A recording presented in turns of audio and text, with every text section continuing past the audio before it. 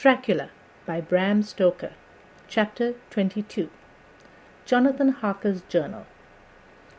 October 3rd. As I must do something or go mad, I write this diary. It is now 6 o'clock, and we are to meet in the study in half an hour and take something to eat. For Dr. Helsing and Dr. Seward are agreed that if we do not eat, we cannot work our best. Our best will be, God knows, required today. I must keep writing at every chance, for I dare not stop to think. All, big and little, must go down. Perhaps at the end the little things may teach us most. The teaching, big or little, could not have landed Mina or me anywhere worse than we are today. However, we must trust and hope. Poor Mina told me just now, with tears running down her dear cheeks, that it is in trouble and trial that our faith is tested, that we must keep on trusting, and that God will aid us up to the end. The end! Oh my God, what end? To work, to work! When Dr. Helsing and Dr. Seward had come back from seeing poor Renfield, we went gravely into what was to be done. First, Dr. Seward told us that when he and Dr. Helsing had gone down to the room below, they had found Renfield lying on the floor, all in a heap. His face was all bruised and crushed in, and the bones of the neck were broken. Dr. Seward asked the attendant who was on duty in the passage if he had heard anything. He said that he had been sitting down, he confessed to half dozing, when he heard loud voices in the room, and that Renfield had called out loudly several times, "God, God, God!" After that there was the sound of falling. When he entered the room he found him lying on the floor, face down, just as the doctors had seen him. Van Helsing asked if he had heard voices or a voice, and he said he could not say, that at first it had seemed to him as if there were two, but as there was no one in the room, it could have been only one. He could swear to it, if required, that the word God was spoken by the patient. Dr. Seward said to us, when we were alone, that he did not wish to go into the matter. The question of an inquest had to be considered, and it would never do to put forward the truth, as no one would believe it. As it was, he thought that on the attendant's evidence he could give a certificate of death by misadventure in falling from bed. In case the coroner should demand it, there would be a formal inquest, necessarily to the same result. When the question began to be discussed as to what should be our next step, the very first thing we decided was that Mina should be in full confidence, that nothing of any sort, no matter how painful, should be kept from her. She herself agreed to its wisdom, and it was pitiful to see her so brave and yet so sorrowful and in such depths of despair. "There must be no concealment," she said. "Alas, we have had too much already, and besides, there is nothing in all the world that can give me more pain than I have already endured, than I suffer now. Whatever may happen, it must be of new hope or of new courage to me." Van Helsing was looking at her fixedly as she spoke, and said, suddenly but quietly, "But dear Madam Mina, are you not afraid? Not for yourself, but for others from yourself, after what has happened?" Her face grew set in its lines, but her eyes shone with the devotion of a martyr as she answered, "Ah, no, for my mind is made up." "To what?" he asked gently, whilst we were all very still, for each in our own way we had a sort of vague idea of what she meant. Her answer came with direct simplicity, as though she was simply stating a fact. "Because if I find it in myself, and I shall certainly watch keenly for it, a sign of harm to any that I love, I shall die." "You would kill yourself?" he asked hoarsely. "I would, if there were no friend who loved me, who would save me from such a pain and so desperate an effort." She looked at him meaningly as she spoke. He was sitting down, but now he rose and came close to her and put his hand on her head as he said solemnly, "My child, there is such a one, if it were for your good. For myself, I could hold it in my account with God to find such a euthanasia for you, even at this moment, if it were best, nay, if it were safe. But my child—" For a moment he seemed choked, and a great sob rose in his throat. He gulped down and went on, "There are here some who would stand between you and death. You must not die. You must not die by any hand, but least of all your own, until the other, who has fouled your sweet life, is true dead. You must not die, for if he is still with the quick undead, your death would make you even as he is. No, you must live. You must struggle and strive to live, though death would seem a boon unspeakable. You must fight death himself, though he come to you in pain or in joy, by the day or the night, in safety or in peril. On your living soul I charge you that you do not die, nay, nor think of death, till this great evil be past." The poor dear grew white as death, and shook and shivered as I have seen a quicksand shiver and shake at the incoming of a tide. We were all silent. We could do nothing. At length she grew more calm, and turning to him said sweetly, but oh so sorrowfully, as she held out her hand, "I promise you, my dear friend, that if God will let me live, I shall strive to do so, till, if it may be in his good time, this horror may have passed from me." She was so good and brave that we all felt that our hearts were strengthened to work and endure for her, and we began to discuss what we were to do. I told her that she was to have all the papers in the safe, and all the papers or diaries and phonographs that we might hereafter use, and was to keep the record as she had done before.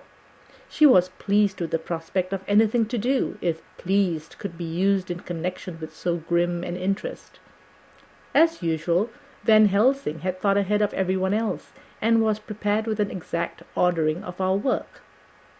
"It is perhaps well," he said, "that at our meeting after our visit to Carfax we decided not to do anything with the earth boxes that lay there. Had we done so, the Count must have guessed our purpose, and would doubtless have taken measures in advance to frustrate such effort as regard to the others. But now he does not know our intentions. Nay, more, in all probability, he does not know that such a power exists to us as can sterilize his lairs, so that he cannot use them as of old. We are now so much further advanced in our knowledge as to their disposition, that when we have examined the house in Piccadilly, we may track the very last of them. Today then is ours, and in it rests our hope. The sun that rose on our sorrow this morning guards us in its course. Until it sets tonight, that monster must retain whatever form he now has. He is confined within the limitations of his earthly envelope. He cannot melt into thin air, nor disappear through cracks or chinks or crannies. If he goes through a doorway, he must open the door like a mortal. And so we have this day to hunt down all his lairs and sterilize them. So we shall, if we have not yet catch him and destroy him, drive him to bay in some place where the catching and the destroying shall be, in time, sure." Here I started up, for I could not contain myself at the thought that the minutes and seconds so preciously laden with Nina's life and happiness were flying from us, since whilst we talked, action was impossible. But Van Helsing held up his hand warningly. "Nay, friend Jonathan," he said, "in this the quickest way home is the longest way, so your proverbs say. We shall all act, and act with desperate quick, when the time has come. But think, in all probable, the key of the situation is in that house in Piccadilly. The Count may have many houses which he has bought. Of them he will have deeds of purchase, keys, and other things. He will have paper that he write on. He will have his books of checks. There are so many belongings that he must have somewhere. Why not in this place so central, so quiet, where he come and go by the front or the back at all hours, when, in the very vast of the traffic, there is none to notice? We shall go there and search that house, and when we learn what it holds, then we do what our friend Arthur calls, in his phrases of hunt, stop the earth, and so we run down our old fox. So, is it no?" "Then let us come at once," I cried. "We are wasting the precious, precious time." The professor did not move, but simply said, "And how are we to get into that house in Piccadilly?" "Anyway," I cried, "we shall break in if need be." "And your police? Where will they be, and what will they say?" I was staggered, but I knew that if he wished to delay, he had a good reason for it. So I said, as quietly as I could, "Don't wait more than need be. You know, I am sure, what torture I am in." "Ah, my child, that I do, and indeed there is no wish of me to add to your anguish. But just think, what can we do until all the world be at movement? Then will come our time. I have thought and thought, and it seems to me the simplest way is the best of all. Now, we wish to get into the house, but we have no key. Is it not so?" I nodded. "Now, suppose that you were in truth the owner of the house, and could not still get in, and think there was to you no conscience of the housebreaker, what would you do?" "I should get me a respectable locksmith, and set him to work to pick the lock for me." "And your police, they would interfere, would they not?" "Oh, no, not if they knew the man was properly employed." "Then," he looked at me as keenly as he spoke, "all that is in doubt is the conscience of the employer, and the belief of your policeman as to whether or not that employer has a good conscience or a bad one. Your police must indeed be zealous men, and clever, oh, so clever, in reading the heart, that they trouble themselves in such matter. No, no, my friend Jonathan, you go take the lock off 100 empty houses in this your London, or of any city in the world, and if you do it, as such things are rightly done, and at the time such things are rightly done, no one will interfere. I have read of a gentleman who owned a so fine house in London, and when he went for months of summer to Switzerland and locked up his house, some burglar come and broke window at back and got in. Then he went and made open the shutters in front and walk out and in through the door before the very eyes of the police. Then he have an auction in that house, and advertise it, and put up big notice. And when the day come, he sell off by a great auctioneer all the goods of that other man who owned them. Then he go to a builder, and he sell him that house, making an agreement that he pull it down and take all away within a certain time. And your police and other authorities help him all they can. And when that owner come back from his holiday in Switzerland, he find only an empty hole where his house had been. This was all done en wrangler, and in our work we shall be en wrangler too. We shall not go so early that policemen who have little to think of shall deem it strange, but we shall go after 10 o'clock, when there are many about, and such things would be done were we indeed owners of the house."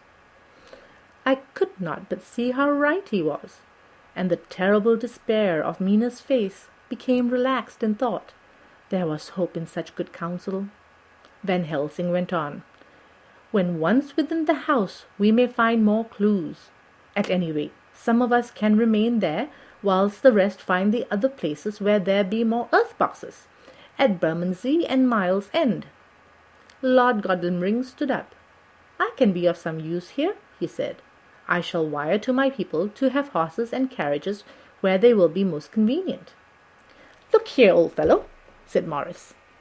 "It is a capital idea to have all ready in case we want to go horsebacking, but don't you think that one of your snappy carriages with its heraldic adornments in a byway of Walsworth or Miles End would attract too much attention for our purpose? It seems to me we ought to take cabs when we go south or east, or even leave them somewhere near the neighborhood where we are going to." "Friend Quincey is right," said the professor. "His head is what you call in plane with the horizon.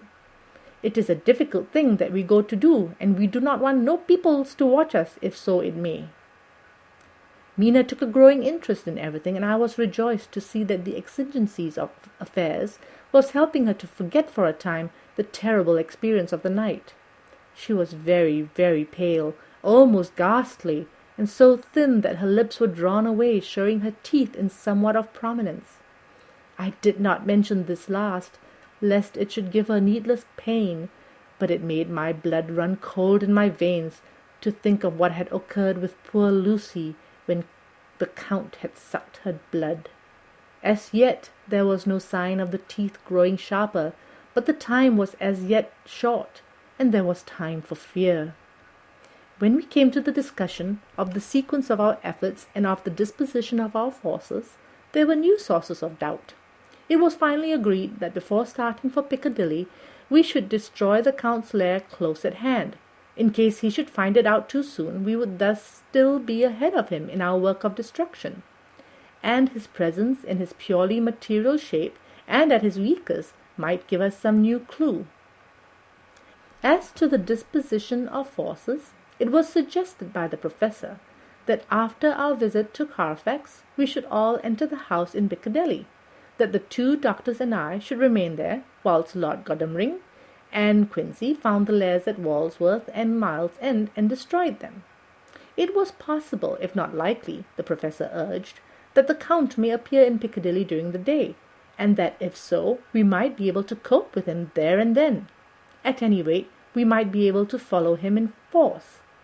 To this plan I strenuously objected, and so far as my going was concerned, for I said that I intended to stay and protect Mina. I thought that my mind was made up on this subject, but Mina would not listen to my objections. She said that might be some law matter in which I could be useful, that amongst the Count's papers might be some clue which I could understand out of my experience in Transylvania, and that, as it was, all the strength we could muster was required to cope with the Count's extraordinary power. I had to give in, for Mina's resolution was fixed. She said that it was the last hope for her that we should all work together. As for me, she said, I have no fear. Things have been as bad as they can be, and whatever may happen must have in it some element of hope or comfort. Go, my husband. God can, if he wishes it, guard me as well alone as with any one present. So I started up, crying out, Then in God's name let us come at once, for we are losing time. The Count may come to Piccadilly earlier than we think. Not so, said Van Helsing, holding up his hand. But why? I asked. Do you forget, he said, with actually a smile, that last night he banqueted heavily and will sleep late? Did I forget? Shall I ever? Can I ever? Can any of us ever forget that terrible scene? Mina struggled hard to keep her brave countenance, but the pain overmastered her, and she put her hands before her face and shuddered whilst she moaned. Van Helsing had not intended to recall her frightful experience. He had simply lost sight of her and her part in the affair in his intellectual effort. When it struck him what he said, he was horrified at his thoughtlessness and tried to comfort her. "Oh, Madam Mina," he said, "dear, dear Madam Mina, alas, that I, of all who so reverence you, should have said anything so forgetful. These stupid old lips of mine and this stupid old head do not deserve so, but you will forget it, will you not?" He bent low beside her as he spoke.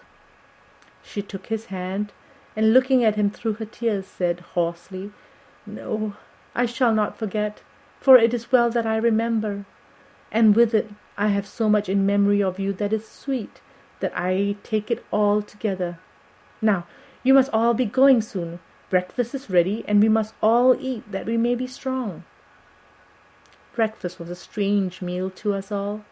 We tried to be cheerful and encourage each other, and Mina was the brightest and most cheerful of us. When it was over, Van Helsing stood up and said, "Now, my dear friends, we go forth to our terrible enterprise.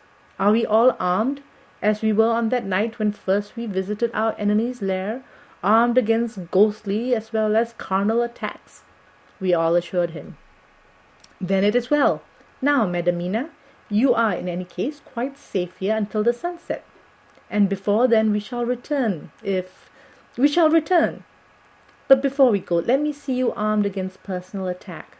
I have myself, since you came down, prepared your chamber by the placing of things of which we know, so that he may not enter. Now let me guard yourself.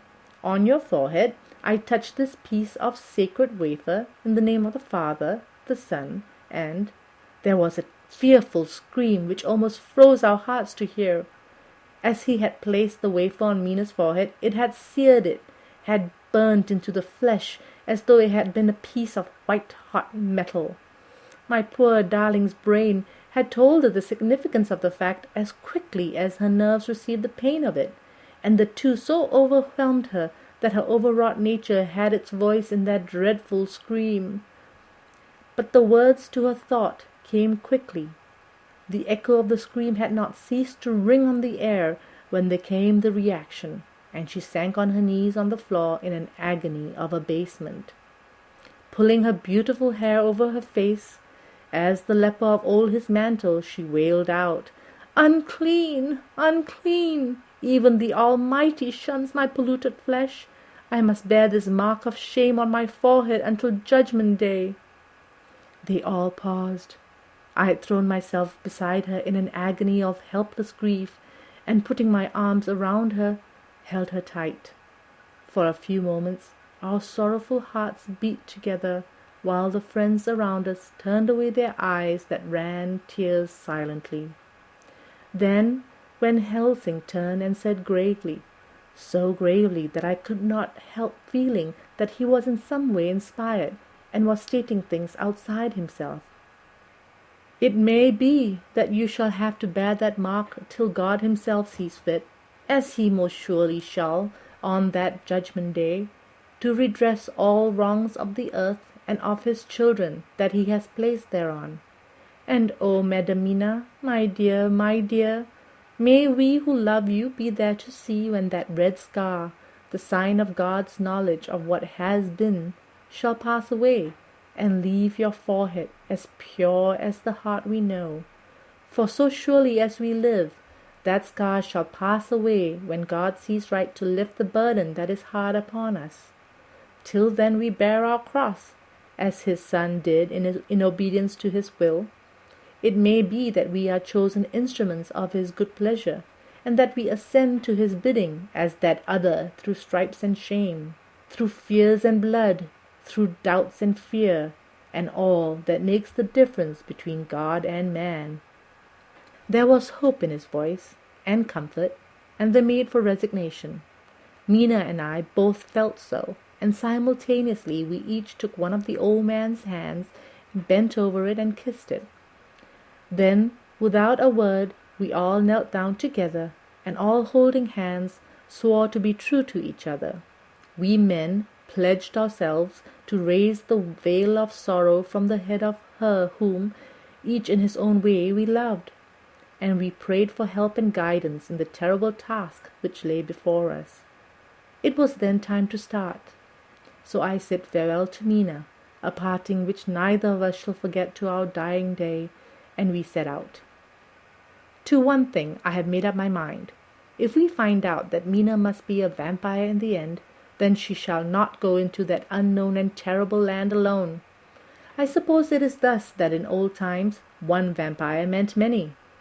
Just as their hideous bodies could only rest in sacred earth, so the holiest love was the recruiting sergeant for their ghastly ranks.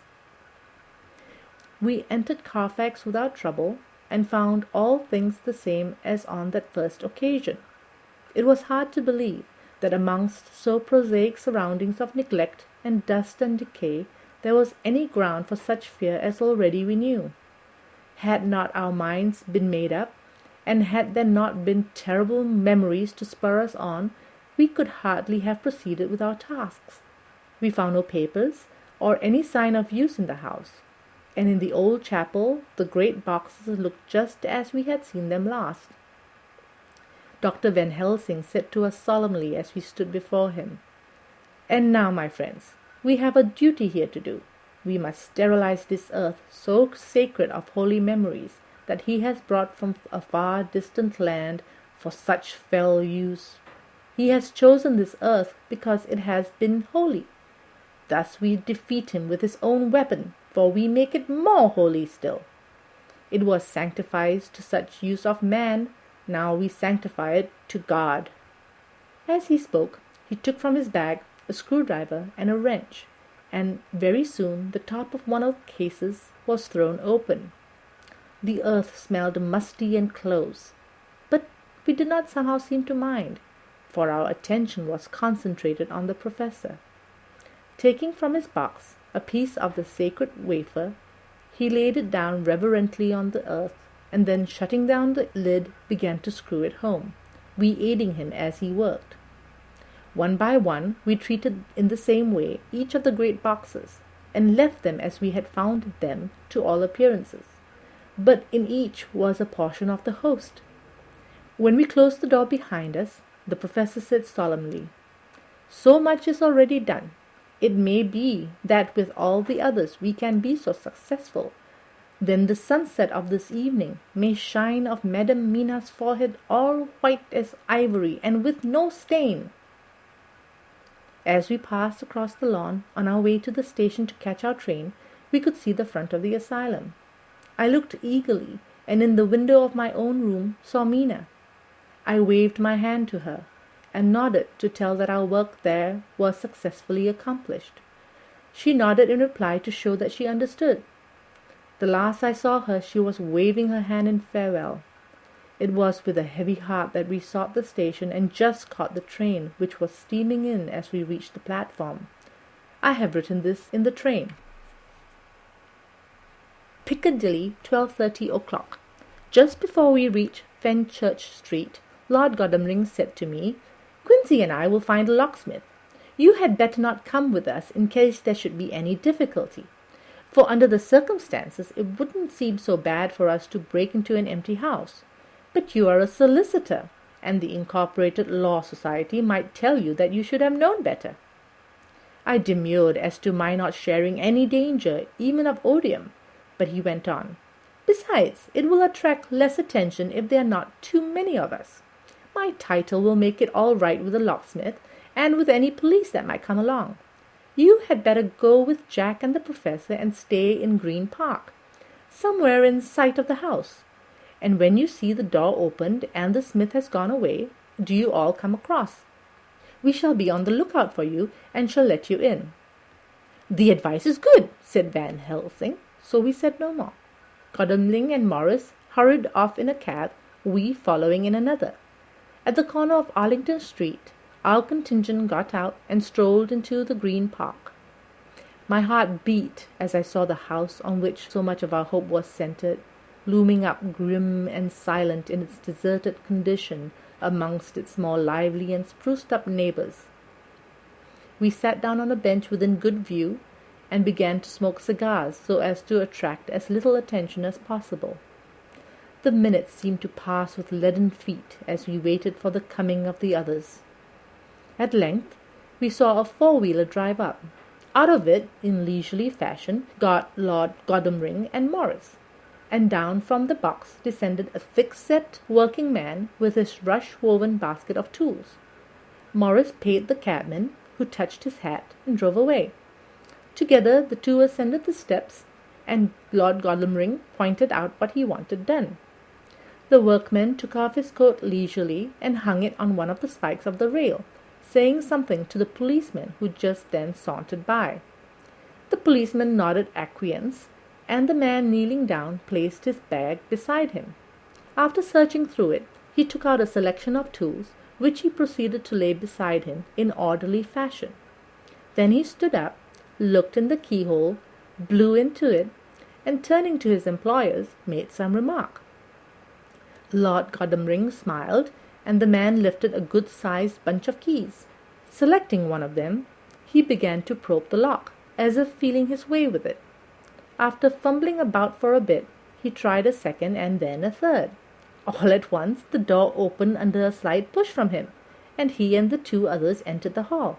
We sat still. My own cigar burned furiously, but Van Helsing's went cold altogether. We waited patiently as we saw the workman come out and bring his bag. Then he held the door partly open, steadying it with his knees, whilst he fitted a key to the lock. This he finally handed to Lord Godalming, who took out his purse and gave him something. The man touched his hat, took his bag, put on his coat, and departed. Not a soul took the slightest notice of the whole transaction. When the man had fairly gone, we three crossed the street and knocked at the door. It was immediately opened by Quincy Morris, besides whom stood Lord Godalming lighting a cigar. "The place smells so vilely," said the latter as we walked in. It did indeed smell vilely, like the old chapel at Carfax, and with our previous experience it was plain to us that the Count had been using the place pretty freely. we moved to explore the house, all keeping together in case of attack, for we knew we had a strong and wily enemy to deal with, and as yet we did not know whether the Count might not be in the house. In the dining room, which lay at the back of the hall, we found 8 boxes of earth. 8 boxes only out of the 9 which we sought. Our work was not over, and would never be until we had found the missing box. First we opened the shutters of a window, which looked out across a narrow stone-flagged yard at the blank face of a stable, pointed to look like the front of a miniature house. There were no windows in it, so we were not afraid of being overlooked. We did not lose any time in examining the chests. With the tools which we had brought with us, we opened them one by one, and treated them as we had treated those others in the old chapel. It was evident to us that the Count was not at present in the house, and we proceeded to search for any of his effects. After a cursory glance at the rest of the rooms, from basement to attic, we came to the conclusion that the dining room contained any effects which might belong to the Count, and so we proceeded to minutely examine them. They lay in a sort of orderly disorder on the great dining-room table. There were title deeds of the Piccadilly house in a great bundle, deeds of the purchase of the houses at Miles End and Bermondsey, note-paper, envelopes, and pens and ink. All were covered up in a thin wrapping paper to keep them from the dust. There was also a clothes-brush, a brush and comb, and a jug and basin, the latter containing dirty water which was reddened as if with blood. Last of all was a little heap of keys of all sorts and sizes, probably those belonging to the other houses. When we had examined this last find, Lord Godalming and Quincy Morris, taking accurate notes of the various addresses of the houses in the east and south, took with them the keys in a great bunch, and set out to destroy the boxes in these places. The rest of us are, with what patience we can, waiting their return, or the coming of the Count. Chapter 23. Dr. Seward's Diary. October 3rd. The time seemed terribly long whilst we were waiting for the coming of our Godalming and Quincy Morris. The Professor tried to keep our minds active by using them all the time. I could see his beneficent purpose by the side glances which he threw from time to time at Harker. The poor fellow was overwhelmed in a misery that is appalling to see. Last night he was a frank, happy-looking man, with strong, youthful face, full of energy, and with dark brown hair. To-day he is a drawn, haggard old man, whose white hair matches well with the hollow, burning eyes and grief-written lines of his face. His energy is still intact. In fact, he is like a living flame. This may yet be his salvation, for if all go well, it will tide him over the despairing period. He will then, in a kind of way, wake again to the realities of life. Poor fellow, I thought my own trouble was bad enough, but his— The Professor knows this well enough, and is doing his best to keep his mind active. What he has been saying was, under the circumstances, of absorbing interest. So well as I can remember, here it is.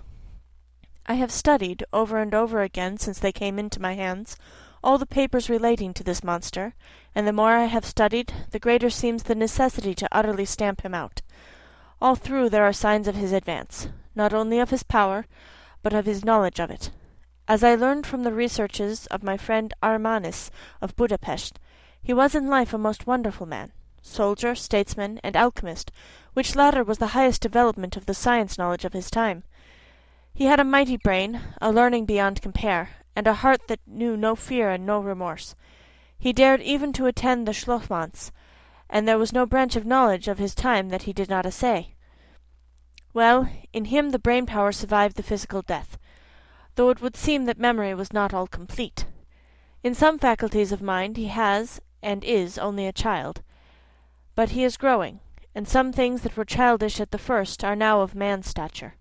He is experimenting, and doing it well, and if it had not been that we had crossed his path, he would be yet, he may be yet if we fail, the father or furtherer of a new life of beings, whose road must lead through death, not life. Harker groaned and said, "And this is all arrayed against my darling. But how is he experimenting? The knowledge may help us to defeat him." "He has all along, since his coming, been trying his power, slowly but surely. That big child brain of his is working. Well for us, it is as yet a child brain. For had he dared, at the first, to attempt certain things, he would long ago have been beyond our power. However, he means to succeed, and a man who has centuries before him can afford to wait and go slow. Festina lente may well be his motto. I fail to understand, said Harker wearily. Oh, do be more plain to me. Perhaps grief and trouble are dulling my brain. The professor laid his hand tenderly on his shoulder as he spoke. Ah, my child, I will be plain. Do you not see how, of late, this monster has been creeping into knowledge experimentally? He has been making use of the zoophagous patient to effect his entry into friend John's home. For your vampire, though in all afterwards he can come how and when he will, must at the first make entry only when asked thereto by an inmate. But these are not his most important experiments.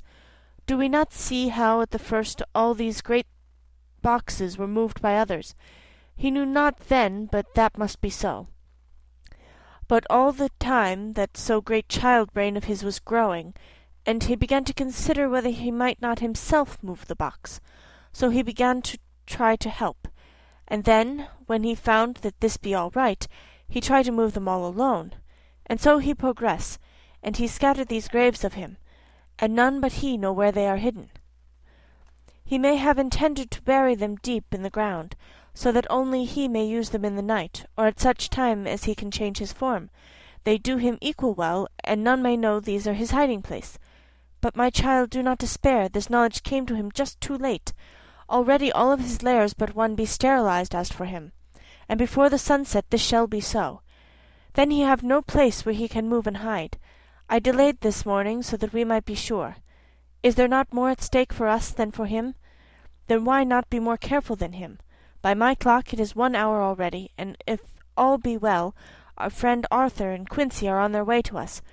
To-day is our day, and we must go sure, if slow, and lose no chance.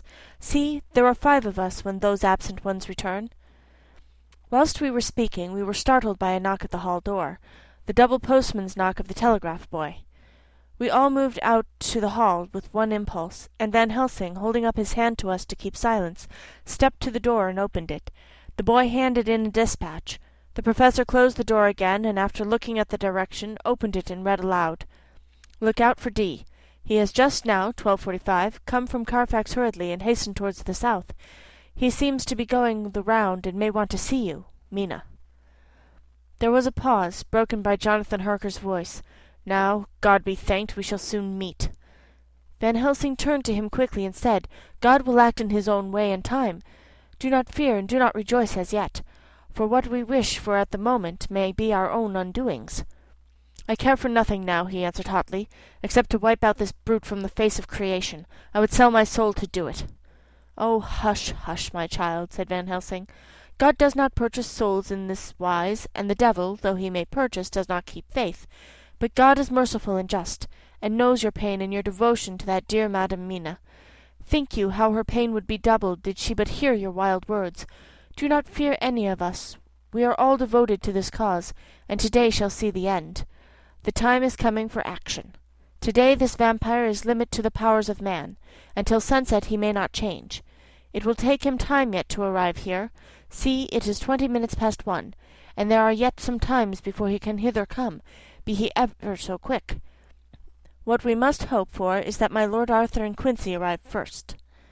About half an hour after we received Mrs. Harker's telegram, there came a quiet, resolute knock at the hall door. It was just an ordinary knock, such as is given hourly by thousands of gentlemen, but it made the professor's heart and mine beat loudly. We looked at each other, and together moved out into the hall. We each held ready to use our various armaments, the spiritual in the left hand, the mortal in the right. Van Helsing pulled back the latch, and holding the door half open, stood back, having both hands ready for action.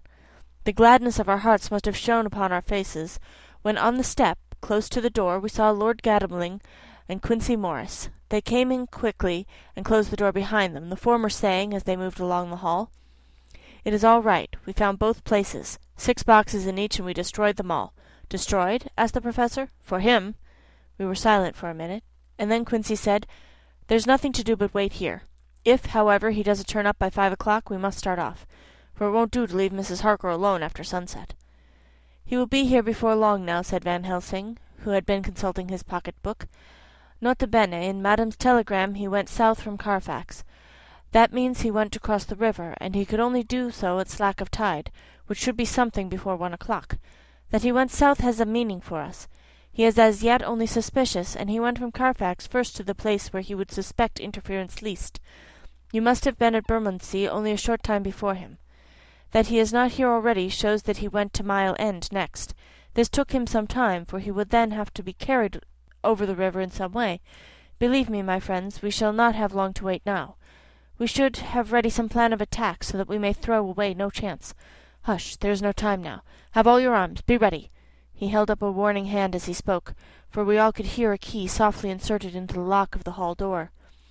I could not but admire, even at such a moment, the way in which a dominant spirit asserts itself. In all our hunting parties and adventures in different parts of the world, Quincey Morris had always been the one to arrange the plan of action, and Arthur and I seemed to be accustomed to obey him implicitly.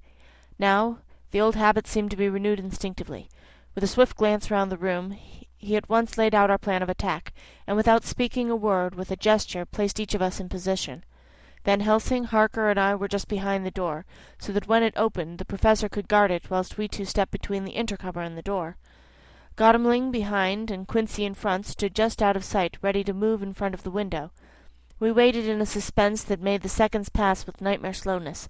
The slow, careful steps came along the hall. The Count was evidently prepared for some surprise. At least he feared it. Suddenly, with a single bound, he leapt into the room, winning away past us before any of us could raise a hand to stay him. There was something so panther-like in the movement, something so unhuman, that it seemed to sober us all from the shock of his coming. The first to act was Harker, who, with a quick movement, threw himself before the door leading into the room in front of the house. As the Count saw us, a horrible sort of snarl passed over his face, showing the eye-tooth long and pointed. But the evil smile as quickly passed into a cold stare of lion-like disdain.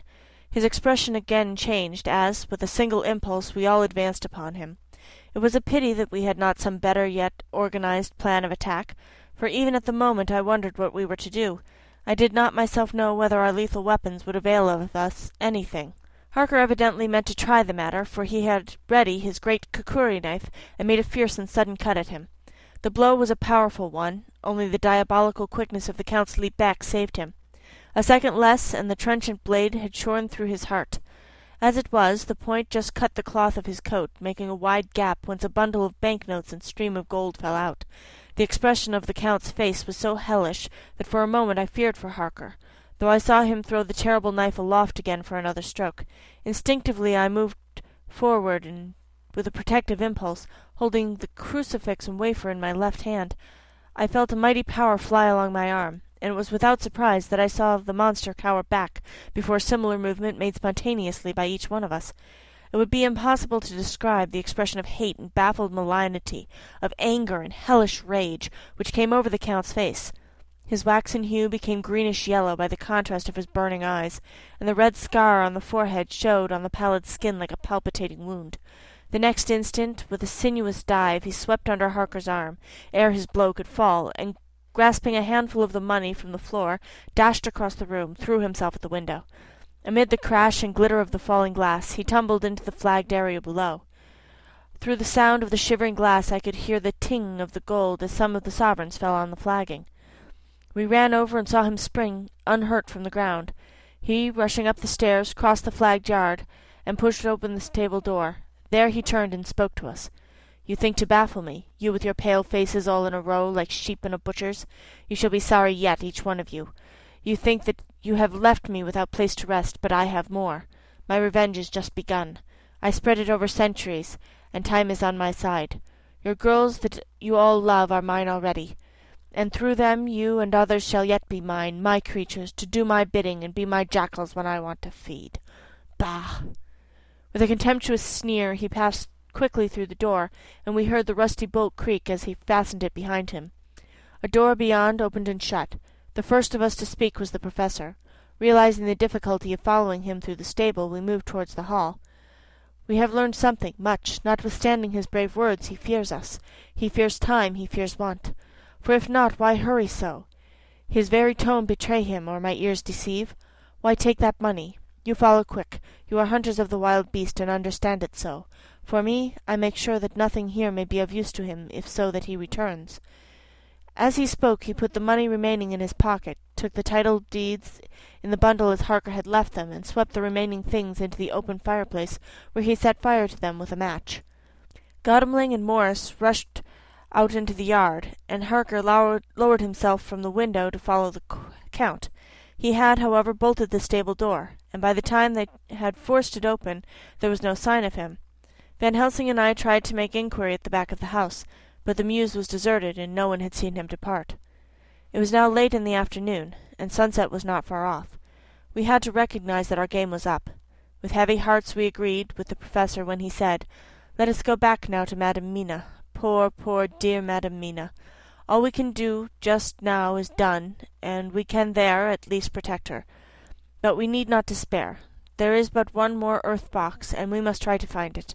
When that is done, all may yet be well." I could see that he spoke as bravely as he could to comfort Harker. The poor fellow was quite broken down. Now and again he gave a low groan which he could not suppress. He was thinking of his wife. With sad hearts we came back to my house, where we found Mrs. Harker waiting us, with an appearance of cheerfulness which did honour to her bravery and unselfishness. When she saw our faces, her own became as pale as death. For a second or two her eyes were closed as if she were in secret prayer, and then she said cheerfully, "I can never thank you all enough. Oh, my poor darling." As she spoke she took her husband's grey head in her hands and kissed it. "Lay your poor head here and rest it. All will be well, dear. God will protect us if he so will it in his good intent." The poor fellow groaned. There was no place for words in his sublime misery. We had a sort of perfunctory supper together, and I think it cheered us all up somewhat. It was, perhaps, the mere animal heat of food to hungry people, for none of us had eaten anything since before breakfast. Or the sense of companionship may have helped us, but anyhow we were all less miserable, and we saw the morrow was not altogether without hope. True to our promise, we told Mrs. Harker everything which had passed, and although she grew snowy white at times when danger had seemed to threaten her husband, and red at others when his devotion to her was manifested, she listened bravely and without comment. When we came to the part where Harker had rushed at the Count so recklessly, she clung to her husband's arm, and held it tight as though her clinging could protect him from any harm that might come. She said nothing, however, till the narration was all done, and matters had been brought up to the present time. Then, without letting go her husband's hand, she stood up amongst us and spoke. Oh, that I could give any idea of the scene, of that sweet, sweet, good woman in all the radiant beauty of her youth and animation, with the red scar on her forehead of which she was conscious, and which we saw with grinding of our teeth, remembering whence and how it came, her loving kindness against our grim hate, her tender faith against all our fears and doubting, and we, knowing that so far as symbols went, she, with all her goodness and purity and faith, was outcast from God. "Jonathan," she said, and the word sounded like music on her lips, it was so full of love and tenderness. "Jonathan, dear, and you all my true, true friends, I want you to bear something in mind through all this dreadful time. I know that you must fight, that you must destroy even as you destroyed the false Lucy, so that the true Lucy might live hereafter. But it is not a work of hate. That poor soul who has wrought all this misery is the saddest case of all. Just think what will be his joy when he, too, is destroyed in his worser part, that his better part may have spiritual immortality. You must be pitiful to him, too, though it may not hold your hands from his destruction." As she spoke I could see her husband's face darken and draw together, as though the passion in him were shrivelling his being to its core. Instinctively the clasp on his wife's hand grew closer, till his knuckles looked white. She did not flinch from the pain which I knew she must have suffered, but looked at him with eyes that were more appealing than ever. As she stopped speaking he leapt to his feet, almost tearing his hand from hers as he spoke. "May God give him into my hand just for long enough to destroy that earthly life of him which we are aiming at. If beyond it I could send his soul forever and ever to burning hell, I would do it. Oh, hush! Oh, hush, in the name of good God! Don't say such things, Jonathan, my husband, or you will crush me with fear and horror. Just think, my dear, I have been thinking all this long, long day of it, that perhaps some day I too may need such pity, and that some other like you, and with equal cause for anger, may deny it me. Oh, my husband, indeed I would pray have spared you such a thought had there been another way. but I pray that God may not have treasured your wild words, except as the heartbroken wail of a very loving and sorely stricken man. O God, let these poor white hairs go in evidence of what he has suffered, who all his life has done no wrong, and on whom so many sorrows have come. We men all were in tears now. There was no resisting them, and we wept openly. She wept too, to see that her sweeter counsels had prevailed. Her husband flung himself on his knees beside her, and putting his arms round her, hid his face in the folds of her dress. Van Helsing beckoned to us, and we stole out of the room, leaving the two loving hearts alone with their God. Before they retired, the professor fixed up the room against any coming of the vampire, and assured Mrs. Harker that she might rest in peace. She tried to school herself to the belief, and manifestly, for her husband's sake, tried to seem content. It was a brave struggle, and was, I think, and believe, not without its reward. Van Helsing had placed at hand a bell, which either of them was to sound in case of any emergency. When they had retired, Quincy, Godalming, and I arranged that we should sit up, dividing the night between us, and watch over the safety of the poor stricken lady. The first watch falls to Quincy, so the rest of us shall be off to bed as soon as we can. Godalming has already turned in, for his is the second watch. Now that my work is done, I too shall go to bed. Jonathan Harker's Journal, 3 to 4 October, close to midnight. I thought yesterday would never end. There was over me a yearning for sleep, in some sort of blind belief that to wake would be to find things changed, and that any change must now be for the better. Before we parted, we discussed what our next step was to be, but we could arrive at no result. All we knew was that there was one earth box remaining, and that the Count alone knew where it was. If he chooses to lie hidden, he may baffle us for years. And in the meantime, the thought is too horrible. I dare not think of it even now. This I know, that if ever there was a woman who was all perfection, that one is my poor wronged darling. I loved her 1,000 times more for her sweet pity of last night, a pity that made my own hate of the monster seem despicable. Surely God will not permit the world to be the poorer by the loss of such a creature. This is a hope to me. We are all drifting reefwards now, and faith is our only anchor. Thank God. Mina is sleeping, and sleeping without dreams. I fear what her dreams must be like, with such terrible memories to ground them in. She has not been so calm, within my seeing, since the sunset. Then, for a while, there came over her face a repose which was like the spring after the blasts of March. I thought at the time that it was the softness of the red sunset on her face, but somehow now I think it has a deeper meaning. I am not sleepy myself, though I am weary to death. However, I must try to sleep, for there is tomorrow to think of, and there is no rest for me until later. I must have fallen asleep, for I was awakened by Mina, who was sitting up in bed with a startled look on her face. I could see easily, for we did not leave the room in darkness. She had placed a warning hand over my mouth, and now she whispered in my ear, "Hush! There is someone in the corridor." I got up softly, and crossing the room gently opened the door. Just outside, stretched on a mattress, lay Mr. Morris wide awake. He raised a warning hand for silence as he whispered to me, "Hush! Go back to bed. All is all right. One of us will be here all night. We don't mean to take any chances." His look and gesture forbade discussion, so I came back and told Mina. She sighed, and positively a shadow of a smile stole over her poor pale face, as she put her arms round me and said softly, "Oh, thank God for good brave men." With a sigh she sank back again into sleep. I write this now as I am not sleepy, though I must try again. 4 October, morning. Once again during the night I was wakened by Mina. This time we had all had a good sleep, for the grey of the coming dawn was making the windows into sharp oblongs, and the gas flame was like a speck rather than a disk of light. She said to me hurriedly, "Go, call the professor. I want to see him at once." "Why?" I asked. "I have an idea. I suppose it must have come in the night, and matured without my knowing it. He must hypnotize me before the dawn, and then I shall be able to speak. Go quick, dearest, the time is getting close." I went to the door. Dr. Seward was resting on the mattress, and seeing me he sprang to his feet. "Is anything wrong?" he asked in alarm. "No," I replied, "but Mina wants to see Dr. Van Helsing at once." "I will go," he said, and hurried into the professor's room.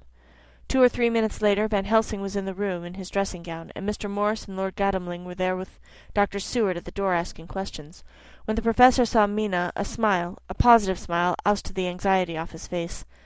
He rubbed his hands as he said, "Oh, my dear Madam Mina, this is indeed a change. See, friend Jonathan, we have got our dear Madam Mina as old back to us to-day." Then turning to her, he said cheerfully, "And what am I to do for you?" for at this hour you do not want me for nothing. I want you to hypnotize me, she said. Do it before the dawn, for I feel that is when I can speak, and speak freely. Be quick, for time is short. Without a word he motioned for her to sit up in bed. Looking fixedly at her, he commenced to make passes in front of her, from over the top of her head downward, with each hand in turn. Mina gazed at him fixedly for a few minutes, during which my own heart beat like a trip-hammer, for I felt that some crisis was at hand. Gradually her eyes closed, and she sat stock still. Only by the gentle heaving of her bosom could one know that she was alive. The professor made a few more passes, and then stopped, and I could see that his forehead was covered with great beads of perspiration. Mina opened her eyes, but she did not seem the same woman.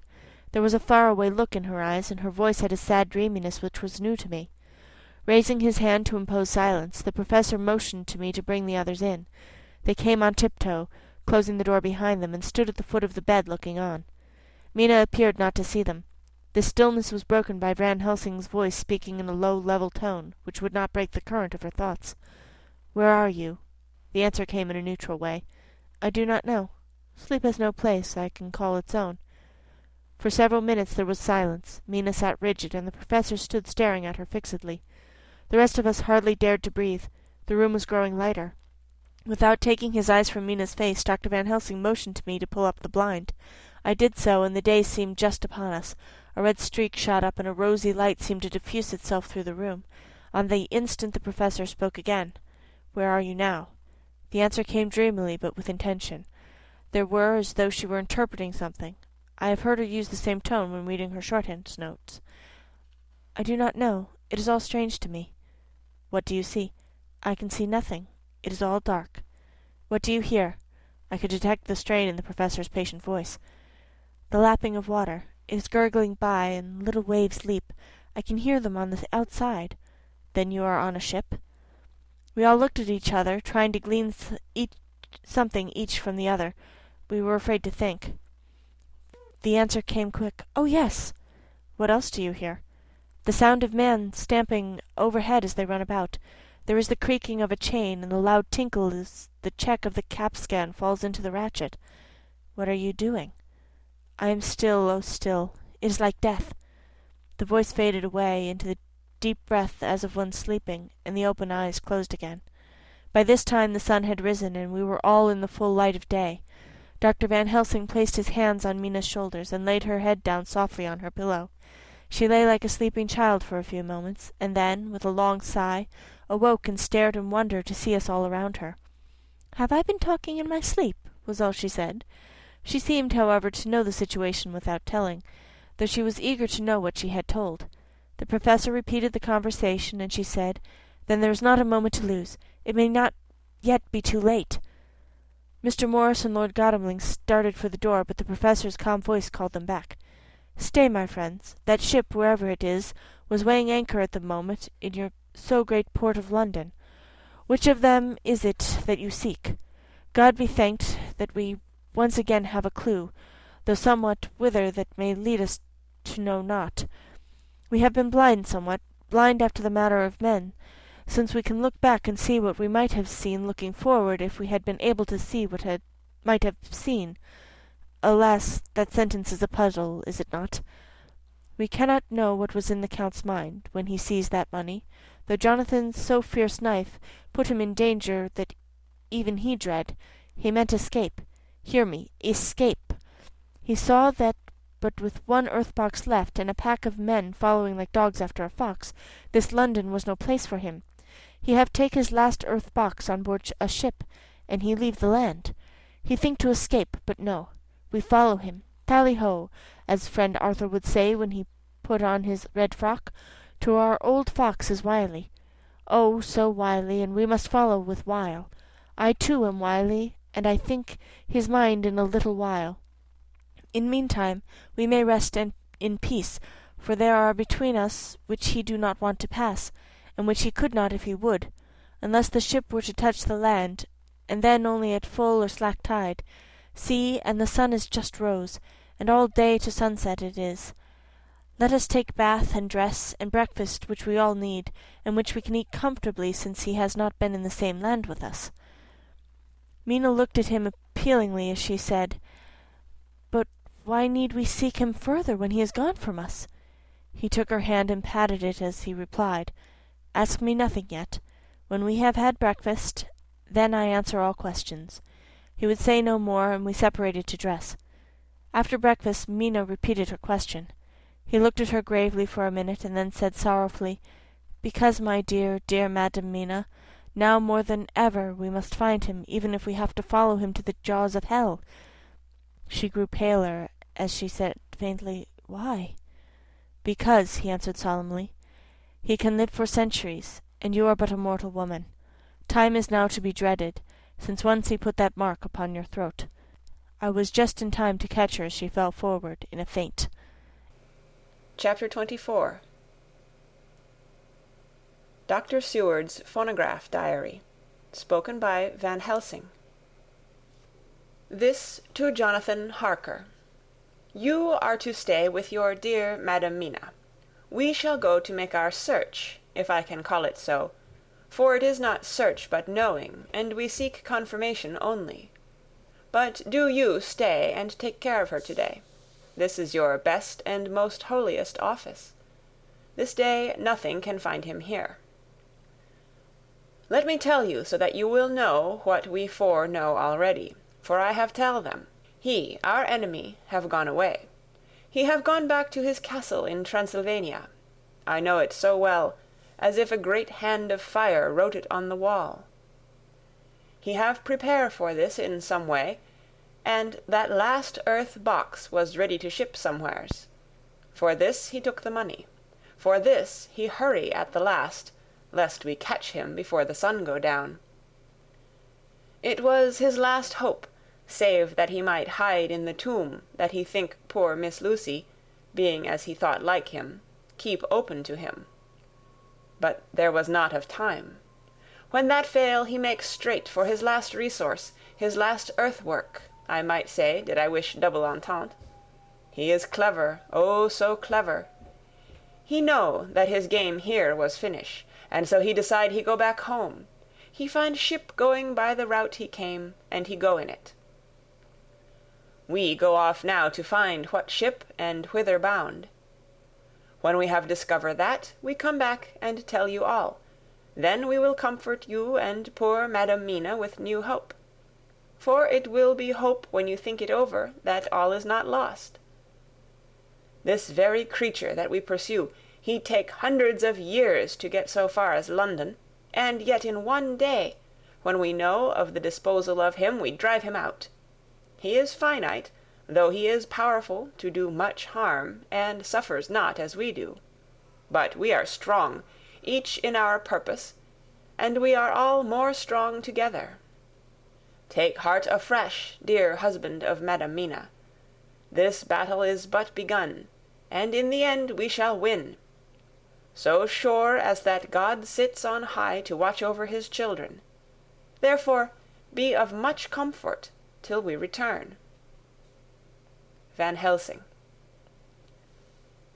Jonathan Harker's Journal. 4th of October. When I read to Mina Van Helsing's message in the phonograph, the poor girl brightened up considerably. Already the certainty that the Count is out of the country has given her comfort. And comfort is strength to her. For my own part, now that his horrible danger is not face to face with us, it seems almost impossible to believe in it. Even my own terrible experiences in Castle Dracula seem like a long-forgotten dream, here in the crisp autumn air, in the bright sunlight. Alas, how can I disbelieve? In the midst of my thought, my eye fell on the red scar on my poor darling's white forehead. Whilst that lasts, there can be no disbelief. Mina and I fear to be idle, so we have been over all the diaries again and again. Somehow, although the reality seem greater each time, the pain and the fear seem less. There is something of a guiding purpose manifest throughout, which is comforting. Mina says that perhaps we are the instruments of ultimate good. It may be. I shall try to think as she does. We have never spoken to each other yet of the future. it is better to wait till we see the professor and the others, after their investigations. The day is running by more quickly than I ever thought a day could run for me again. It is now 3 o'clock. Mina Harker's Journal. 5th of October, 5 p.m. Our meeting for report. Present, Professor Van Helsing, Lord Godalming, Dr. Seward, Mr. Quincey Morris, Jonathan Harker, Mina Harker. Van Helsing described what steps were taken during the day to discover on what boat and whither bound Count Dracula made his escape. As I knew that he wanted to get back to Transylvania, I felt sure that he must go by the Danube mouth, or by somewhere in the Black Sea, since by that way he come. It was a dreary blank that was before us. Omne ignotum pro magnifico, and so with heavy hearts we start to find what ships leave for the Black Sea last night. He was in sailing ship, since Madam Mina tell of sails being set. These not so important as to go in your list of the shipping in the Times, and so we go, by suggestion of Lord Godalming, to your Lloyd's, where are note of all ships that sail, however so small. There we find that only one Black Sea-bound ship go out with the tide. She is the Tsarina Catherine, and she sail from Doolittle's wharf for Varna, and thence to other ports and up the Danube. So, said I, this is the ship whereon is the Count. So off we go to Doolittle's wharf, and there we find a man in an office. From him we inquire of the goings of the Tsarina Catherine. He swear much, and he red face and loud of voice, but he good fellow all the same. And when Quincey give him something from his pocket which crackle as he roll it up, and put it in a so small bag which he have hid deep in his clothing, he still better fellow and humble servant to us. He come with us, and ask many men who are rough and hot. These be better fellows too, when they have been no more thirsty. They say much of blood and bloom, and of others which I comprehend not, though I guess what they mean. But nevertheless, they tell us all things which we want to know. They make known to us among them how last afternoon, at about 5 o'clock, comes a man so hurry, a tall man, thin and pale, with high nose and teeth so white, and eyes that seem to be burning. That he be all in black, except that he have a hat of straw, which suit not him or the time. That he scatter his money in making quick inquiry as to what ship sails for the Black Sea, and for where. Some took him to the office, and then to the ship, where he will not go aboard, but halt at shore end of gangplank, and ask that the captain come to him. The captain come, when told that he will be pay well, and though he swear much, at the first he agree to term. Then the thin man go, and some one tell him where horse and cart can be hired. He go there, and soon he come again, himself driving cart, on which a great box. This he himself lift down, though it take several to put it on truck for the ship. He give much talk to captain as to how and where his box is to be placed. But the captain like it not, and swear at him in many tongues, and tell him that if he like he can come and see where it shall be. But he say no, that he come not yet, for that he have much to do.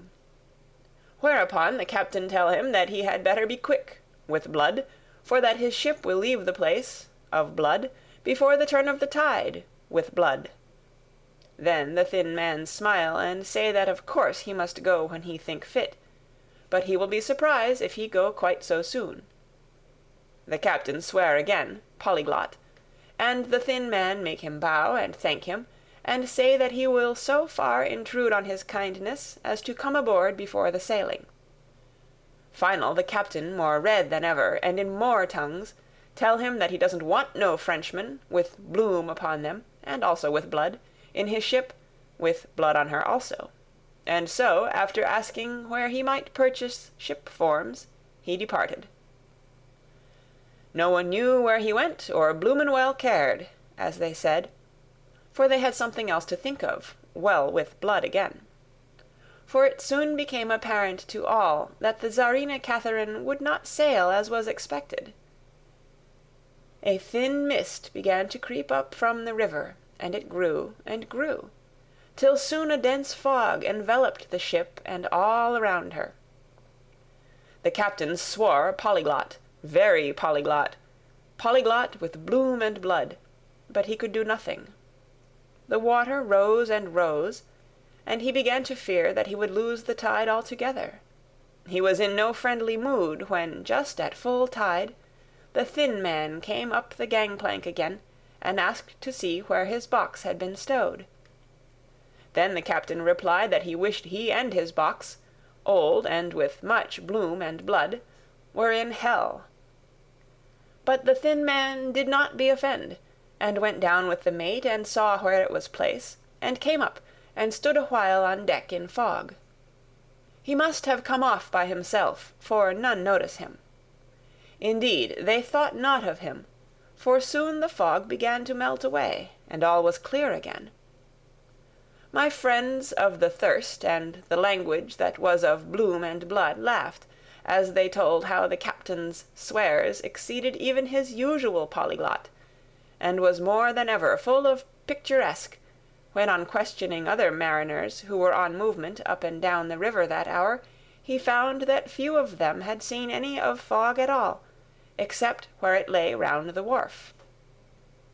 However, the ship went out on the ebb tide, and was doubtless by morning far down the river mouth. She was then, when they told us, well out to sea. And so, my dear Madam Mina, it is that we have to rest for a time, for our enemy is on the sea, with the fog at his command, on his way to the Danube mouth. To sail a ship takes time, go she never so quick. And when we start to go on land more quick, and we meet him there, our best hope is to come on him when in the box between sunrise and sunset, for then he can make no struggle, and we may deal with him as we should. There are days for us in which we can make ready our plan. We know all about where he go, for we have seen the owner of the ship, who have shown us invoices and all papers that can be. The box we seek is to be landed in Varna, and to be given to an agent, one Ristix, who will there present his credentials. And so our merchant friend will have done his part.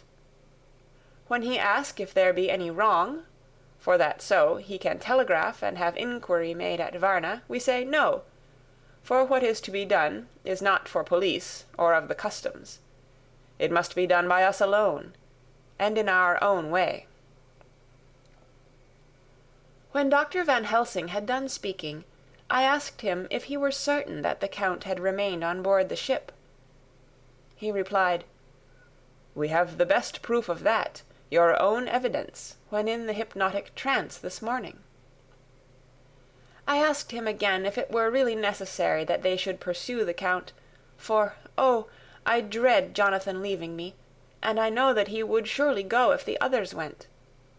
He answered in growing passion, at first quietly. As he went on, however, he grew more angry and more forceful, till in the end we could not but see wherein was at least some of that personal dominance which made him so long a master amongst men. "Yes, it is necessary, necessary, necessary, for your sake in the first, and then for the sake of humanity. This monster has done much harm already, in the narrow scope where he find himself, and in the short time when as yet he was only as a body groping his so small measure in darkness, and not knowing. All this have I told these others. You, my dear Madam Mina, will learn it in the phonograph of my friend John, or in that of your husband. I have told them how the measure of leaving his own barren land, barren of peoples, and coming to a new land where life of man teems till they are like the multitude of standing corn, was the work of centuries. Were another of the undead, like him, to try to do what he has done, perhaps not all the centuries of the world that have been, or that will be, could aid him. With this one, all the forces of nature that are occult and deep and strong must have worked together in some wondrous way. The very place where he have been alive, undead for all these centuries, is full of strangeness of the geologic and chemical world. There are deep caverns and fissures that reach none know whither. There have been volcanoes, some of whose openings still send out waters of strange properties, and gases that kill or make to vivify. Doubtless there is something magnetic or electric in some of these combinations of occult forces, which work for physical life in strange way, and in himself were from the first some great qualities. In a hard and warlike time he was celebrate that he have more iron nerve, more subtle brain, more braver heart, than any man. In him some vital principle have in strange way found their utmost, and as his body keeps strong and grow and thrive, so his brain grow too. All this without that diabolic aid, which is surely to him, for it have to yield to the powers that come from, and are symbolic of good, and now this is what he is to us. He have infect you, oh forgive me, my dear, that I must say such, but it is for good of you that I speak. He infect you in such wise, that even if he do no more, you have only to live in your own old sweet way, and so in time, death, which is of man's common lot, and with God's sanction, shall make you like to him. This must not be. We have sworn together that it must not. Thus we are ministers of God's own wish, that the world, and men for whom his Son die, will not be given over to monsters whose very existence would defame him. He have allowed us to redeem one soul already, and we go out as the old knights of the cross to redeem more. Like them we shall travel towards the sunrise, and like them, if we fall in good cause. He paused, and I said, But will not the Count take his rebuff wisely? Since he has been driven from England, will he not avoid it, as a tiger does the village from which he has been hunted? Aha, he said, your simile of the tiger good for me, and I shall adopt him. Your man-eater, as they of India call the tiger who has once tasted blood of the human, care no more for the other prey, but prowl unceasing till he get him. This that we hunt from our village is a tiger too, a man-eater, and he never cease to prowl. Nay, in himself he is not one to retire and stay afar. In his life, his living life, he go over the Turkey frontier, and attack his enemy on his own ground. He be beaten back, but did he stay? No. He come again, and again, and again. Look at his persistence and endurance. With the child brain that was to him, he have long since conceived the idea of coming to a great city. What does he do? He find out the place of all the world most of promise for him. Then he deliberately set himself down to prepare for the task. He find in patience just how is his strength, and what are his powers. He study new tongues. He learn new social life, new environment of old ways, the politics, the law, the finance, the science, the habit of a new land, and a new people who have come to be since he was. His glimpse that he have had whet his appetite only, and in keen his desire, nay, it help him to grow as to his brain. For it all proved to him how right he was at the first in his surmises. He have done this alone, all alone, from a ruined tomb in a forgotten land. What more may he not do when the greater world of thought is open to him? He that can smile at death as we know him, who can flourish in the midst of diseases that kill off whole peoples. Oh, if such an one was to come from God, and not the devil, What a force for good might he not be in this old world of ours! But we are pledged to set the world free. Our toil must be in silence and our efforts all in secret, for in this enlightened age, when men believe not even what they see, the doubting of wise men would be his greatest strength. It would be at once his sheath and his armor, and his weapons to destroy us, his enemies, who are willing to peril even our own souls for the safety of one we love, for the good of mankind and for the honor and glory of God. After a general discussion, it was determined that for tonight nothing be definitely settled, that we should all sleep on the facts, and try to think out the proper conclusions. Tomorrow at breakfast we are to meet again, and after making our conclusions known to one another, we shall decide on some definite cause of action. I feel a wonderful peace and rest tonight. It is as if some haunting presence were removed from me. Perhaps— My surmise was not finished, could not be, for I caught sight in the mirror of the red mark upon my forehead, and I knew that I was still unclean. Dr. Seward's Diary. 5th of October. We all arose early, and I think that sleep did much for each and all of us. When we met at early breakfast there was more general cheerfulness than any of us had ever expected to experience again. It is really wonderful how much resilience there is in human nature. Let any obstructing cause, no matter what, be removed in any way, even by death, and we fly back to first principles of hope and enjoyment. More than once as we sat around the table, my eyes opened in wonder whether the whole of the past days had not been a dream. It was only when I caught sight of the red blotch on Mrs. Harker's forehead that I was brought back to reality. Even now, when I am gravely revolving the matter, it is almost impossible to realize that the cause of all our trouble is still existent. Even Mrs. Harker seems to lose sight of her trouble for whole spells. It is only now and again, when something recalls it to her mind, that she thinks of her terrible scar. We are to meet here in my study in half an hour and decide on our course of action. I see only one immediate difficulty.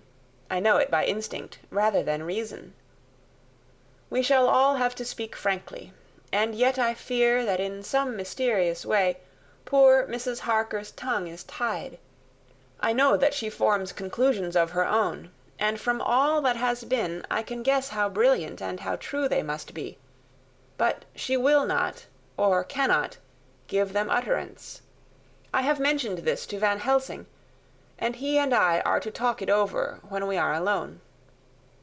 I suppose it is some of that horrid poison which has got into her veins beginning to work. The Count had his own purposes when he gave her what Van Helsing called the vampire's baptism of blood. Well, there may be a poison that distills itself out of good things. In an age when the existence of ptomaines is a mystery, we should not wonder at anything. One thing I know, that if my instinct be true regarding poor Mrs. Harker's silences, then there is a terrible difficulty, an unknown danger, in the work before us. The same power that compels her silence may compel her speech. I dare not think further, for so I should in my thoughts dishonor a noble woman. Later. When the professor came in, we talked over the state of things. I could see that he had something on his mind which he wanted to say, but felt some hesitancy about broaching the subject. After beating about the bush a little, he said, "Friend John, there is something that you and I must talk of alone, just at the first, at any rate. Later, we may have to take the others into our confidence." Then he stopped, so I waited. He went on, "Madam Mina, our poor, dear Madam Mina, is changing." A cold shiver ran through me to find my worst fears thus endorsed. Van Helsing continued. With the sad experience of Miss Lucy, we must this time be warned before things go too far. Our task is now in reality more difficult than ever, and this new trouble makes every hour of the direst importance. I can see the characteristics of the vampire coming in her face. It is now but very, very slight. But it is to be seen, if we have eyes to notice without prejudge. Her teeth are sharper, and at times her eyes are more hard. But these are not all. There is to her the silence now often, as so it was with Miss Lucy. She did not speak, even when she wrote that which she wished to be known later. Now my fear is this. If it be that she can, by our hypnotic trance, tell what the Count see and hear, is it not more true that he who have hypnotized her first, and who have drink of her very blood and make her drink of his, should, if he will, compel her mind to disclose to him that which she know? I nodded acquiescence. He went on. Then what we must do is to prevent this. We must keep her ignorant of our intent, and so she cannot tell what she know not. This is a painful task, oh, so painful that it heart break me to think of it, but it must be. When today we meet, I must tell her that for reason which we will not to speak, she must not more be of our counsel, but be simply guarded by us. He wiped his forehead, which had broken out in profuse perspiration at the thought of the pain which he might have to inflict upon the poor soul already so tortured. I knew that it would be some sort of comfort to him if I told him that I also had come to the same conclusion. For at any rate it would take away the pain of doubt. I told him, and the effect was as I expected. It is now close to the time of our general gathering. Van Helsing has gone away to prepare for the meeting, and his painful part of it. I really believe his purpose is to be able to pray alone. Later. At the very outset of our meeting, a great personal relief was experienced by both Van Helsing and myself. Mrs. Harker had sent a message by her husband to say that she would not join us at present, as she thought it better that we should be free to discuss our movements without her presence to embarrass us. The professor and I looked at each other for an instant, and somehow we both seemed relieved. For my own part, I thought that if Mrs. Harker realized the danger herself, it was much pain, as well as much danger, averted. Under the circumstances we agreed, by a questioning look and answer, with finger on lip, to preserve silence in our suspicions until we should have been able to confer alone again. We went at once into our plan of campaign. Van Helsing roughly put the facts before us. The Tsarina Catherine left the Thames yesterday morning. It will take her at the quickest speed she has ever made at least 3 weeks to reach Varna. But we can travel overland to the same place in 3 days. Now, if we allow for 2 days less for the ship's voyage, owing to such weather influences as we know that the Count can bring to bear, and if we allow a whole day and night for any delays which may occur to us, then we have a margin of nearly 2 weeks. Thus, in order to be quite safe, we must leave here on 17th at latest. Then we shall at any rate be in Varna a day before the ship arrives, and able to make such preparations as may be necessary. Of course, we shall all go armed against evil things, spiritual as well as physical. Here Quincey Morris added, I understand that the Count comes from a wolf country, and it may be that he shall get there before us. I propose that we add Winchesters to our armament. I have a kind of belief in a Winchester when there is any trouble of that sort around. Do you remember, Art, when we had the pack after us at Tobolsk? What wouldn't we have given then for a repeater apiece? Good, said Van Helsing. Winchesters it shall be. Quincy's head is level at times, but most so when there is to hunt. Metaphor be more dishonour to science than wolves be of danger to man. In the meantime we can do nothing here, and as I think that Varna is not familiar to any of us, why not go there more soon? It is as long to wait here as there. To-night and to-morrow we can get ready, and then if all be well, we four can set out on our journey." "We four?" said Harker, interrogatively, looking from one to another of us. "Of course," answered the Professor quickly. "You must remain to take care of your so-sweet wife." Harker was silent for a while, and then said in a hollow voice, "Let us talk of that part of it in the morning. I want to consult with Mina." I thought that now was the time for Van Helsing to warn him not to disclose our plan to her, but he took no notice. I looked at him significantly and coughed. For answer he put his finger to his lips and turned away. Jonathan Harker's Journal, 5th of October, afternoon. For some time after our meeting this morning I could not think. The new phases of things leave my mind in a state of wonder which allows no room for active thought. Mina's determination not to take any part in the discussion set me thinking. And as I could not argue the matter with her, I could only guess. I am as far as ever from a solution now. The way the others received it, too, puzzled me. The last time we talked of the subject we agreed that there was to be no more concealment of anything amongst us. Mina is sleeping now, calmly and sweetly, like a little child.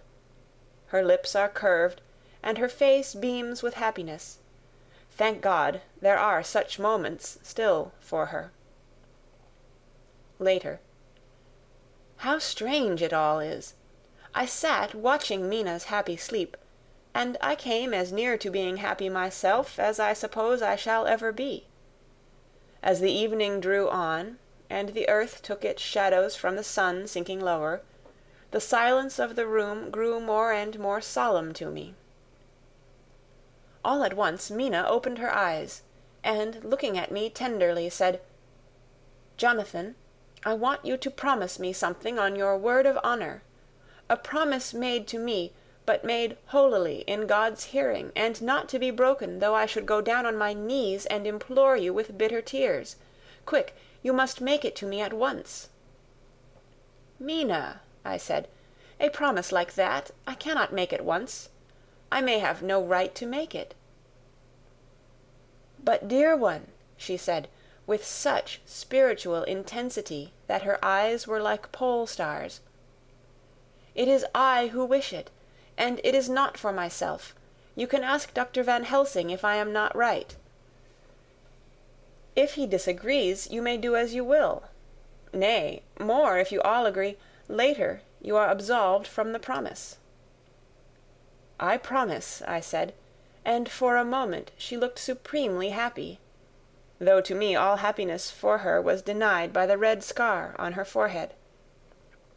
She said, "Promise me that you will not tell me anything of the plans formed for the campaign against the Count, not by word, or inference, or implication, not at any time, whilst this remains to me."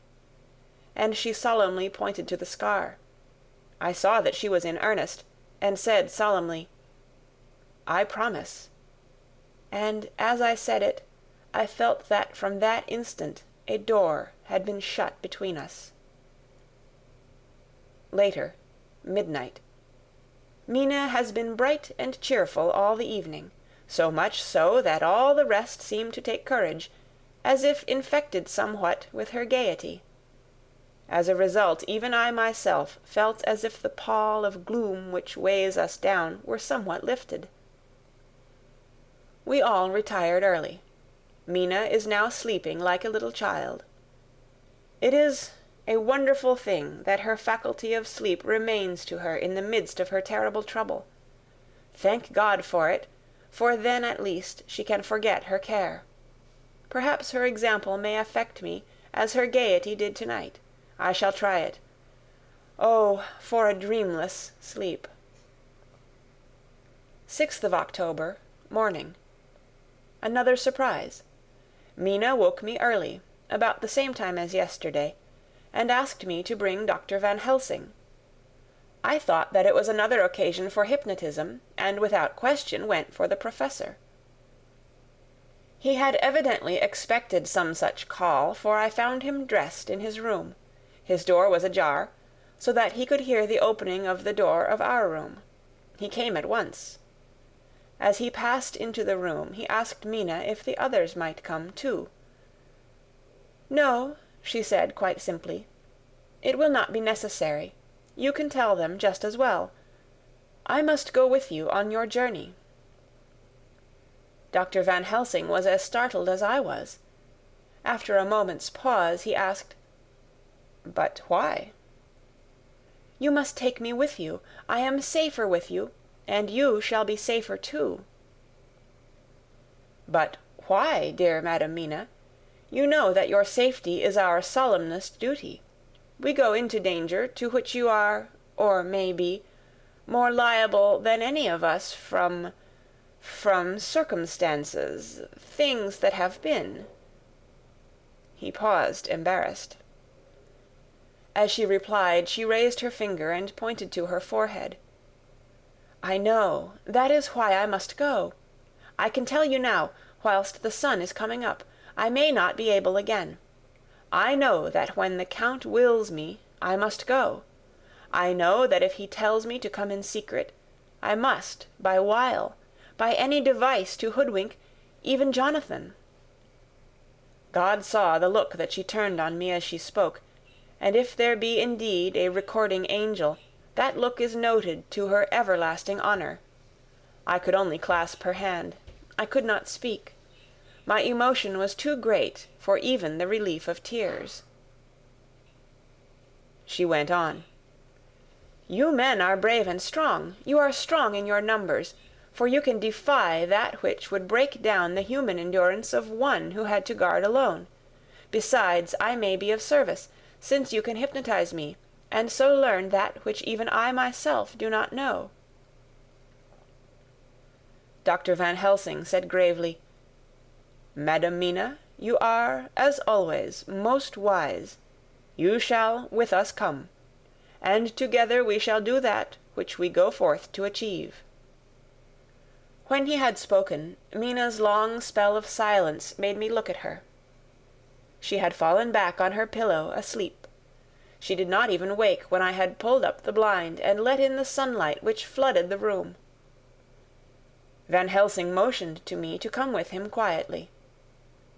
We went to his room, and within a minute Lord Godalming, Dr. Seward, and Mr. Morris were with us also. He told them what Mina had said, and went on. "In the morning we shall leave for Varna. We have now to deal with a new factor, Madam Mina. Oh, but her soul is true. It is to her an agony to tell us so much as she has done. But it is most right, and we are warned in time. There must be no chance lost, and in Varna we must be ready to act the instant when that ship arrives." "What shall we do exactly?" asked Mr. Morris laconically. The professor paused before replying. "We shall at the first board that ship.